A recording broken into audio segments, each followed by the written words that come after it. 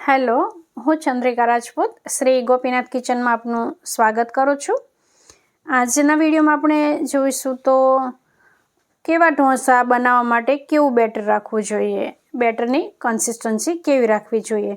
તો અત્યારે તમે જોયું તો તમને જોતાં જ ખ્યાલ આવ્યો હશે કે આ ઢોસાના બેટરની કન્સિસ્ટન્સી કેવી છે, થોડી ઠીક છે।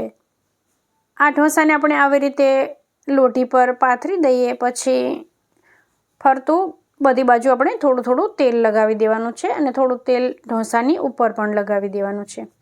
થોડી વાર માટે ગેસની ફ્લેમ હાઈ કરી દઈશું અને પછી ઢોસો થઈ જાય પછી ગેસની ફ્લેમ સ્લો કરી દઈશું। તો આવા બેટરવાળો આપણે ઢોસો બનાવીશું ને તો એ ઢોસો એકદમ ક્રિસ્પી બનશે। આપણે બહારથી ઢોસાનું તૈયાર બેટર લાવતા હોય છે ને, એમાં આપણે પાણી બિલકુલ એડ કરવાનું હોતું નથી, તો જ એ ઢોસો એકદમ ક્રિસ્પી બને છે।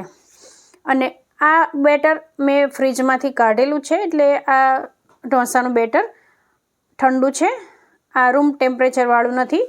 એટલે આવું બેટર હોય ને એટલે આપણે જે આ લોઢીને આપણે જે ઠંડી કરીએ છીએ એ નથી કરવી પડતી હોતી, ટેમ્પરેચર એની જાતે જ મેન્ટેન થઈ જાય છે।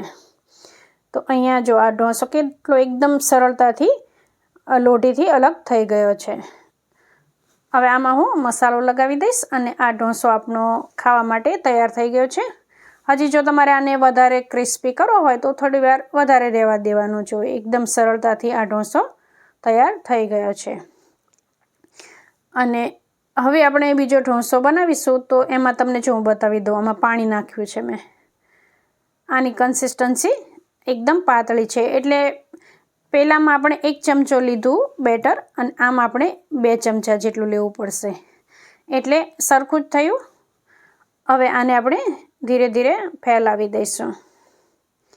ગેસની ફ્લેમ થોડી વાર માટે હાઈ કરી દઈશું અને ધીરે ધીરે આવી રીતે આપણે ફેલાવી દઈશું। એટલે જો આવું બેટર આપણે રાખીએ ને તો આ ઢોસા સોફ્ટ બને છે, એકદમ ક્રિસ્પી નથી બનતા હોતા। જે હું તમને એક બનાવેલો ઢોસો છે એ બતાવી દઉં। આને પણ આપણે ફરતું તેલ લગાવી દઈશું અને થોડું તેલ આપણે ઢોસાની ઉપર લગાવી દઈશું। એટલે જો તમને એકદમ સોફ્ટ ઢોસા પસંદ હોય, થોડા પુડલા જેવા, તો આવી રીતે પાણી નાખીને કરવાનું। જો આને આમ વાળું છું તોય તૂટતો નથી, અને જો એકદમ ક્રિસ્પી ખાવા હોય, આમ ઢોસાને વાળીએ ત્યારે તૂટી જાય એવા, તો એ બેટર ઠીક રાખવાનું।